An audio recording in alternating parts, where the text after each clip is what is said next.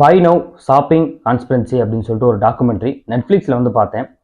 நிறைய பேர் வந்து இதை வந்து என்னை பார்க்க சொல்லியிருந்தாங்க. நீங்கள் பாருங்கள், பார்த்துட்டு இதுக்கான ஒரு ரிவ்யூ வந்து போடுங்க அப்படின்னு சொல்லியிருந்தாங்க. நான் வந்து யோசிச்சுட்டு இருந்தேன், என்னடா டாக்குமெண்ட்ரிலாம் பார்த்து நம்ம ரிவ்யூ போட சொல்கிறாங்க, நமக்கு என்ன அவ்வளோ அறிவா அப்படின்னு சொல்லி நான் வந்து யோசிச்சுட்டு இருந்தேன். ஆனால் அந்த டாக்குமெண்ட்ரி பார்த்ததுக்கப்புறம் எனக்கு வந்து தோணுச்சு, என்னடா ஒரு பொருளை வாங்குறாங்க ஆன்லைனில், அதுக்கு என்ன டாக்குமெண்ட்ரி? வந்து ஒரு கொலை நடக்கலாம், அல்லது இந்த மாதிரியான ஒரு தலைவர்களை பற்றின, அல்லது இந்த மாதிரி வந்து இப்படி ஒரு திருடர் இருந்தா அப்படின்ற மாதிரியான விஷயங்களை கூட டாக்குமெண்ட்ரி பண்றாங்க. ஆனா பொருள் வாங்குறதுல என்ன டாக்குமெண்ட்ரி அப்படின்னு சொல்லி நான் வந்து யோசிச்சுட்டு இருந்தேன். இந்த டாக்குமெண்ட்ரி பார்த்த 10வது நிமிஷத்துல எனக்கு ஒன்று புரிஞ்சிச்சு. எப்படி வந்து ஆன்லைன்ல இந்த பிக் டீலு அப்படி இப்படின்ற ஆஃபர்ஸ் எல்லாம் போட்டு எப்படி வந்து மக்களை வந்து வாங்க வைக்கிறாங்க, ஒரு செல்லிங் பாயிண்ட பத்தினா ஒரு டாக்குமெண்ட்ரி அப்படின்னு நினைச்சிட்டு இருந்தேன். ஆனா முழுசா அந்த டாக்குமெண்ட்ரி பார்த்ததுக்கு அப்புறம் எனக்கு ஒரு ஷாக்கிங்கான ஒரு விஷயம் வந்து தோணுச்சு. இப்போ இவங்க வந்து என்ன பண்றாங்கன்னா, ஆன்லைன்ல வந்துட்டு ஆஃபர் போட்டுறோம், இத்தனை % டிஸ்கவுண்ட் அப்படின்னு சொல்லிட்டு ஸ்டோரை விட நாங்கள் வந்து கம்மியா தரோம் அப்படின்ற ஒரு விஷயத்துல வந்து ஒரு பொருளை வந்து உடனே வந்து வாங்க வைக்கிறாங்க. ஒரு கடையிலேயே போய் நம்ம ஒரு பொருள் பார்த்து பிடிச்சி போயிடுச்சு, சரி ஆன்லைன்ல பாக்குறோம் அதோட கம்மியா இருக்கு அப்படின்னு சொன்னா ஸ்டாக் 1 அப்படின்னு போட்டிருக்கோம், உடனே ஆர்டர் போடுறோம்டா அப்படின்னு சொல்லிட்டு உடனே ஆர்டர் போட்டு அதை வந்து வாங்கிடுறோம். இப்போ இந்த மாதிரியான விஷயங்களை வந்து பாத்தீங்கன்னா ஒரு செல்லிங் பாயிண்ட்ல இந்த பொருட்கள்லாம் வந்து வித்துடுறாங்க. இதை வந்துட்டு இப்போ வந்து ஆடம் ஸ்மித் வந்து சொன்னாரு, நம்ம வந்து டிமாண்ட் அண்ட் சப்ளை அப்படின்ற ஒரு விஷயத்த வந்து சொன்னாரு. ஸ்டாக்கை வந்து டிமாண்ட் பண்ணி அதுக்கப்புறம் வந்து மக்களுக்கு வந்து சப்ளை பண்றது. ஏன்னா இவ்வளவுதான் இருக்கு, உடனே வாங்கிக்கோங்க அப்படின்னு சொல்லிட்டு வாங்க வைக்கிறது. இது வந்து ஒரு விதமான பொருளாதார ஒரு கொள்கை.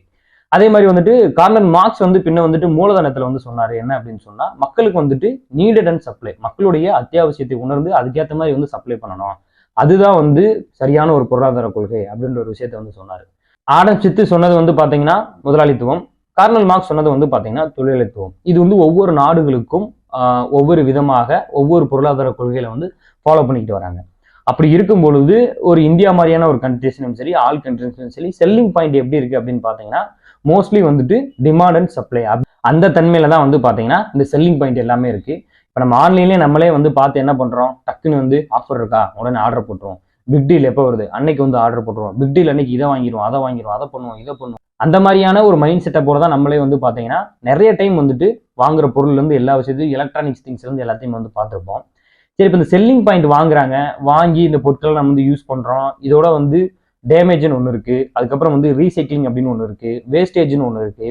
இப்போ வந்துட்டு வாங்குற பொருட்கள்ல இப்போ வந்து நம்ம பிளாஸ்டிக் அப்படின்ற ஒரு விஷயம் ஒன்று இருக்கு. பிளாஸ்டிக்ல நம்மளுக்கு பெரிய விழிப்புணர்வு இருக்கு. இப்போ வந்து எடப்பாடி கவர்மெண்ட்ல வந்து ஒன்று பண்ணாங்க, பிளாஸ்டிக் வந்து ஒழிக்கிறோம் அப்படின்னு சொல்லிட்டு. அப்புறம் வந்து ஸ்டாலின் கவர்மெண்ட்ல வந்து இப்போ வந்து சொன்னாங்க, இந்த மாதிரி வந்து மஞ்சப்பை வந்து நீங்க வந்து யூஸ் பண்ணலாம். தொடர்ந்து மாறி மாறி ஆண்ட எந்த ஒரு அரசாங்கமா இருந்தாலும் தமிழ்நாட்டில் வந்து பாத்தீங்கன்னா இதுக்கான ஒரு விழிப்புணர்வு வந்து தொடர்ந்து கொடுத்துக்கிட்டே இருந்தாங்க அப்படின்னு கூட நம்ம சொல்லலாம்.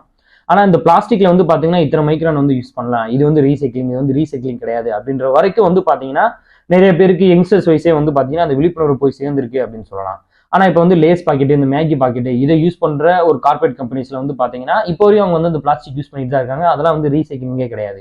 அவங்க தரப்புல இருந்து அப்புறம் என்ன சொல்றாங்க அப்படின்னா, நாங்க வந்து 2025 வரையும் வந்து ஸ்டே ஆர்டர் வாங்கி வச்சிருக்கோம், அதனால அதுக்கப்புறம் வந்துட்டு தமிழ்நாட்டில் வந்து இதெல்லாம் வந்து வராது அப்படின்ற மாதிரி சொல்றாங்க. ஆனா இந்த சிறு குறு தொழில், இந்த வீட்டுல வந்துட்டு பாத்தீங்கன்னா முறுக்கு சுட்டு வைக்கிறவங்க, சின்ன சின்ன இந்த லட்டு கையில உருட்டி வைக்கிறவங்களாம் அவங்க ஒரு பிளாஸ்டிக் யூஸ் பண்ணுவாங்க. அந்த பிளாஸ்டிக்ல இப்போ அவங்களால யூஸ் பண்ண முடியாது. ஏன்னா இப்போ இந்த துணிப்பையோடைய காஸ்ட்டுக்கு அவங்களால வந்து அவ்வளவு தூரம் போட்டு அந்த பொருளை வந்து விற்க முடியாது அப்படின்ற ஒரு சூழல் இருக்கு. அப்ப இங்க யார் பாதிக்கப்படுறாங்க, இந்த விழிப்புணர்வுலாம் யாரை போய் சேருது, யாருக்கு இந்த விழிப்புணர்வு அப்படின்ற ஒரு விஷயம் வந்து இருக்கு. ஏன்னா பெரிதாக அதிகமான ப்ரொடக்ஷன் வேல்யூ கொடுத்து மக்கள் மத்தியில பயன்படுத்தக்கூடிய பொருட்கள் தான் வந்து ஒரு ரீசைக்கிளிங் போகும், வேஸ்டேஜா போகும். அப்ப அங்க எந்த பிளாஸ்டிக்ஸ் வந்து அதிகமா பயன்படுத்தப்படுது அப்படின்ற ஒரு விஷயத்தை நம்ம வந்து பார்க்க வேண்டியதா இருக்கு. அதுல வந்து அரசாங்கம் வந்து பெரிதா வந்து கவனம் செலுத்த வேண்டியதா இருக்கு. கிட்டத்தட்ட இந்த டாக்குமெண்ட்ரி பார்த்ததுக்கு அப்புறம் எனக்கு அந்த ஒரு விஷயம் வந்து பெரிய ஷாக்கிங்கா இருந்துச்சு. ஏன்னா எந்த கவர்மெண்ட்டுமே எந்த கண்ட்ரிலையுமே வந்து அந்த ஒரு பெரிய கம்பெனிஸ் வைஸ்ல வந்து பாத்தீங்கன்னா மக்கள் கிட்ட தான் விழிப்புணர்வு கொடுக்குறாங்களே தவிர அந்த கம்பெனிஸ் வைஸ் வந்து பாத்தீங்கன்னா எந்த விழிப்புணர்வு வந்து கொடுக்கறதே இல்லை. அதையும் தாண்டி ஒரு பெரிய ஷாக்கிங்கான ஒரு இன்ஃபர்மேஷன் இந்த டாக்குமெண்ட்ரி பார்த்ததுக்கு அப்புறம் எனக்கு என்ன தோணுச்சு அப்படின்னா, இப்போ வந்து அவங்க தயாரிக்கக்கூடிய பொருட்கள்ல 10% மட்டும்தான் வந்து ரீசைக்ளிங் பண்ண முடியும். மிச்சம் இருக்கக்கூடிய 90% வந்து பாத்தீங்கன்னா ரீசைக்ளிங் பண்ணவே முடியாது. அது வந்து வேஸ்டேஜா குப்பையா தான் வந்து நிற்கும். இப்போ வந்துட்டு அதை எரிக்கலாம், அல்லது ஒரு பண்டலை கட்டி ஒரு இடத்துல போடலாம், இல்ல கடல்ல தூக்கி போய் போடலாம். இல்ல கடல்ல போட்டா நீர்வாழ் நிலங்கள் வந்து கண்டிப்பா பாதிக்கப்படும். அதை எரிச்சோம் அப்படின்னு சொன்னோம்னா காற்று மாசுபடும். அதை வந்து அப்படியே போட்டு வச்சோம்னு சொன்னோம்னா நகரமே வந்து பாத்தீங்கன்னா பெரும் குப்பையா வந்து மாறி போயிடும். இப்ப சொல்ற இந்த வேஸ்டேஜ் வந்து பாத்தீங்கன்னா சாதாரண வந்துட்டு இப்ப நான் சொன்ன மாதிரி இந்த பிளாஸ்டிக் அப்படின்ற ஒரு விஷயத்துல வந்து அவங்க வந்து பேசவே கிடையாது. நம்ம யூஸ் பண்ற டி ஷர்ட்டு பிராண்டுன்னு சொல்றோம்ல, அந்த பிராண்டில் என்ன பிராண்டு வேணாலும் வச்சுக்கோங்க. ஹைடெக்கா அப்போ வந்துட்டு ஷூ எடுத்துக்கிட்டோம்னா அடிடாஸ், ஃபோன் எடுத்துக்கிட்டோம்னா ஐஃபோன், அந்த ஐஃபோன் அந்த கம்பெனிஸ்ல ஒர்க் பண்ணேன், அந்த அடிடாஸ்ல ஒர்க் பண்ணேன். அதுல இருந்த மார்க்கெட்டிங் சென்ஸ்ல உள்ள ஆட்கள் அவங்களே டைரக்டா அந்த டாக்குமெண்ட்ரியில உட்காந்து வந்து பேசுறாங்க. அதை பத்தி வந்து எக்ஸ்பிளைன் பண்றாங்க.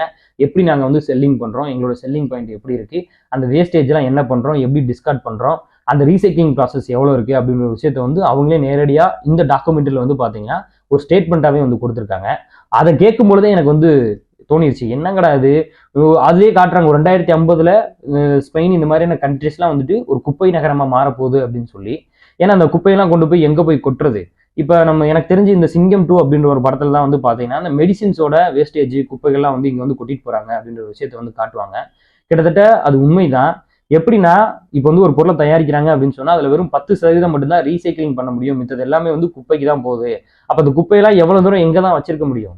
மண்ணுக்கடியில தோண்டியே வச்சா கூட ஒரு ஊரையே வந்துட்டு பள்ளத்தை நோண்டி நோண்டி உள்ளது வந்து புதைச்சு வச்சுக்கிட்டே இருக்க வேண்டியதுதான்.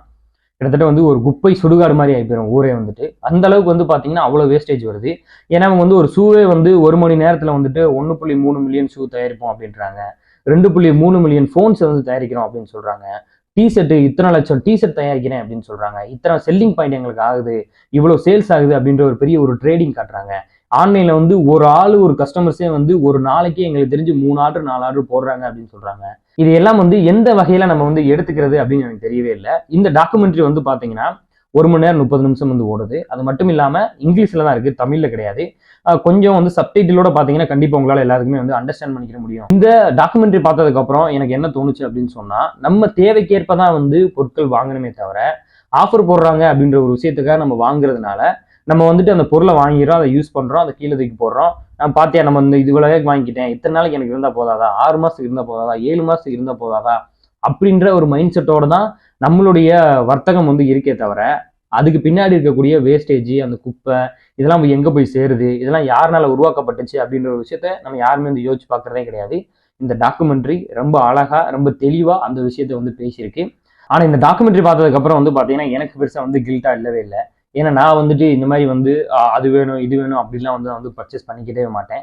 இந்த டிஷர்ட் இருக்கா, இந்த டிஷர்ட் வந்துட்டு கொஞ்சம் ரொம்ப ஒரு மாதிரி ஃபேட் ஆயிடுச்சு, சரியில்லை, இனிமேல் இந்த டிஷர்ட் வந்து யூஸ் பண்ண முடியாது அப்படின்ற ஒரு பட்சத்துல தான் அடுத்த டிஷர்ட் எடுப்பேன். ஆஃபர் போட்டிருக்காங்க அப்படின்ற ஒரு வகைக்காவது வரைக்கும் நான் வந்து பர்ச்சேஸ் பண்ண மாதிரி எனக்கு தெரிஞ்சு நான் பண்ணதே கிடையாது. ஆனா என்னையே அறியாம நான் ஒரு டயத்துல வந்து என்ன பண்ணுவேன் அப்படின்னு சொன்னா, இந்த ஹெட்ஃபோன்ஸ் வாங்குறது, ஃபோன் வாங்குறது, அந்த மாதிரியான விஷயங்களை கூட நான் வந்து பாத்தீங்கன்னா நானும் வந்து பிக் டூல் இதுல வந்து ஆஃபர்ல வந்து வாங்கியிருக்கேன். ஏன் இதை சொல்றேன் அப்படின்னு சொன்னா, ஏதோ ஒரு வகையில இப்ப நான் வந்து ட்ரெஸ்ஸஸ் இந்த மாதிரி விஷயங்களை நான் வாங்கல அப்படின்னு சொன்னா, நான் வந்து எலக்ட்ரானிக் சம்மந்தப்பட்ட விஷயங்களை நான் வந்து வாங்குறேன், இல்ல ஷூ சம்மந்தப்பட்ட விஷயங்களை வாங்குறேன்.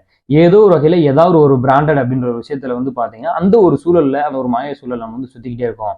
அந்த ஒரு சைக்கிள்ல வந்து நம்ம லைஃப் வந்து ஓடிக்கிட்டே தான் இருக்கு. ஆனா அதுக்கு வந்து ரீசைக்ளிங் அப்படின்ற ஒரு விஷயம் கிடையாது அப்படின்றது இந்த டாக்குமெண்ட்ரி பார்த்ததுக்கு அப்புறம் எனக்கு ரொம்ப தெளிவா புரிஞ்சிச்சு.